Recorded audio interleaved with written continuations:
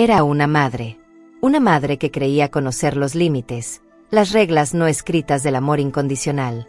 Hasta que un día, sin darme cuenta, crucé la línea más invisible de todas. No fue un accidente, ni un momento de locura. Fue algo que creció en silencio, entre miradas que duraron demasiado, entre palabras cargadas de algo que no queríamos nombrar. Y cuando por fin lo hicimos, ya no había vuelta atrás. Esta es mi historia. El error que cometí, el dolor que causé, y el perdón que sé que nunca llegaré a darme. Yo solía pensar que el amor entre madre e hijo era algo puro, inquebrantable, tan claro como el cielo después de la tormenta. Pero ahora sé que hay cosas que no se pueden explicar con palabras, que nacen entre las sombras de los días tranquilos, en esas miradas que duran demasiado, en esos silencios que pesan más que cualquier confesión. Él tenía 23 años cuando comenzó a cambiar. No físicamente, aunque sí, también había cambiado mucho físicamente. Se había hecho hombre sin que yo me diera cuenta, con hombros anchos, voz profunda, manos fuertes que ya no buscaban la mía para sentirse seguro. Pero era su forma de mirarme, de detenerse un segundo más de lo necesario al pasar a mi lado, de rozar mis dedos al tomar una taza o al entregarme una carta del correo. Pequeños gestos que antes eran naturales, y que ahora parecían cargados de algo que yo, realmente no podía nombrar. Yo estaba casada. Había estado casada durante casi 30 años. Mi marido, Carlos, era un buen hombre. Trabajador, callado, leal. Nos habíamos conocido jóvenes, nos habíamos querido con intensidad, pero con el tiempo, el amor se fue apagando poco a poco, como una vela cansada de arder. Éramos compañeros de vida, pero no amantes. Hacía mucho que no dormíamos abrazados, hacía más aún que no escuchaba sus besos en la oscuridad. Y aunque nunca me quejé, siempre sentí que algo faltaba. Algo que no sabía que necesitaba, hasta que empecé a sentirme así, diferente, cerca de él, de mi hijo. Mi hijo se llamaba Sebastián. Era el menor de nuestros 2 hijos, el más sensible, el más cercano a mí. Siempre fuimos muy unidos. Incluso después de que dejara la casa para estudiar en otra ciudad, él seguía llamándome cada semana, mandándome mensajes cortos que decían más que 1000 palabras. Te extraño, mamá. Otras veces solo era una canción que me compartía, una foto de la lluvia en su ventana, una frase que le había gustado.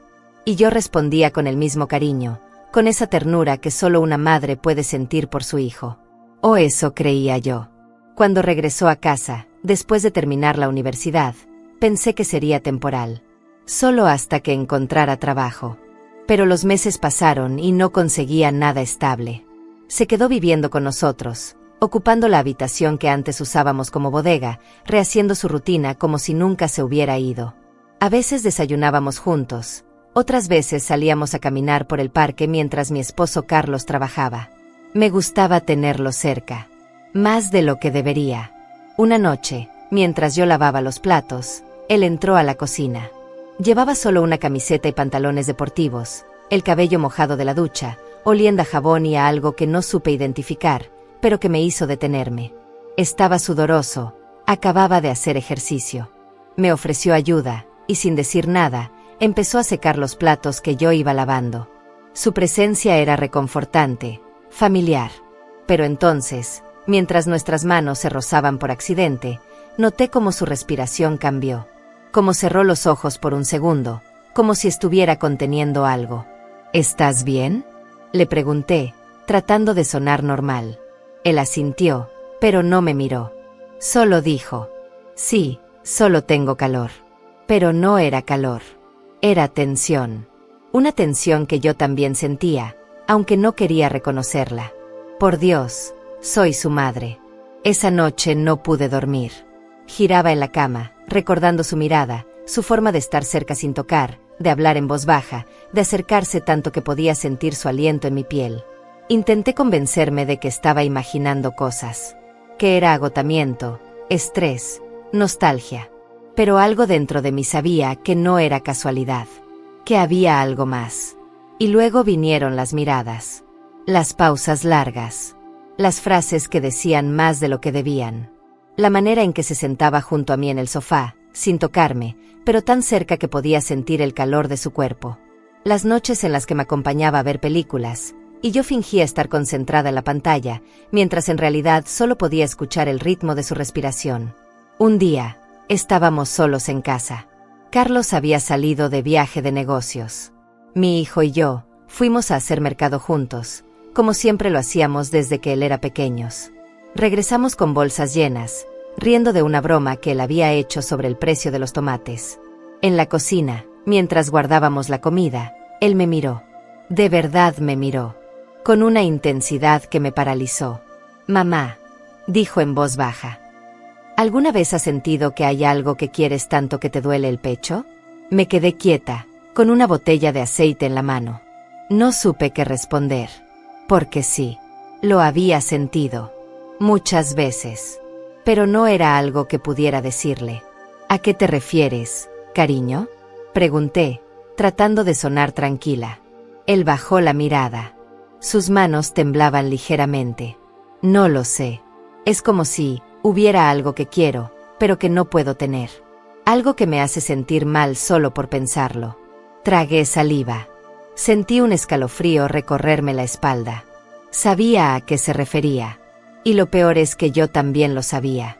«A veces», respondí lentamente, «hay deseos que vienen de lugares donde no deberían venir. Cosas que sentimos, pero que no significan nada. Solo son emociones, Sebastián. Pasan. Tienen que pasar». Él me miró, y en sus ojos vi dolor, deseo, culpa, todo junto. «¿Y si no pasan?», susurró él. «¿Y si no quiero que pasen?», dijo. Sentí que el aire se escapaba de mis pulmones. Quería gritarle que no dijera esas cosas. Quería correr, alejarme, olvidar. Pero no me moví. Solo lo miré, con el corazón acelerado, con el alma partida en dos. Porque yo también lo había sentido. Ese deseo prohibido. Esa conexión que no debía existir. Esa atracción que no era solo física, sino emocional, profunda, peligrosa. Lo que no sabíamos es que aquella conversación no sería la última. Sería solo el comienzo. Durante semanas, intentamos fingir que nada había pasado. Pero no podíamos. Las miradas continuaron. Los roces accidentales. Las palabras cargadas de doble sentido. Y una noche, en la que mi esposo Carlos volvió tarde del trabajo, Sebastián y yo estábamos solos. Era viernes. Esa noche llovía. El sonido del agua en el techo nos envolvía como una melodía triste. Él me alcanzó una cobija para taparnos mientras veíamos una película. Me sentí segura bajo ella, hasta que su brazo rozó mi hombro, y luego se quedó allí, sosteniéndome como cuando era niño. No me aparté. No dije nada. No hice nada. Y ese fue mi primer error. No fue besarle, ni tocarle. Fue permitir que se quedara allí, conmigo, sabiendo lo que ambos sentíamos. Fue dejar que se acercara, que me mirara de esa forma, que me hiciera sentir deseada, importante, viva. Fue permitir que la tensión se acumulara, que el deseo creciera, que el silencio se llenara de palabras no dichas. Y una noche, no nos resistimos más. Sé que ustedes me van a comer por lo que le voy a decir, pero esta es mi historia, y es real. Todo pasó en su habitación, fue en su habitación. No recuerdo cómo llegamos allí. Sé que no fue decisión consciente. Fue impulso, desesperación, necesidad. Él me tomó de la mano, y yo lo dejé. Entramos juntos, con el corazón acelerado, con miedo y deseo entrelazados. Él cerró la puerta con cuidado, y me miró. Y en ese momento, supe que no volvería atrás. Esto no fue amor. No fue traición. Solo fue un error. Un error tan grande que me persigue cada segundo de mi vida. Nos besamos. El beso fue lento, intenso, cargado de culpa. Yo debería haberme detenido. Debería haberle dicho que no, que esto no estaba bien, que no era correcto. Pero no lo hice. Porque en ese momento, me sentí viva. Por primera vez en años, me sentí deseada, importante, amada. Y eso me asustó más que cualquier otra cosa. Cuando terminó, nos quedamos en silencio. Él no dijo nada. Yo tampoco.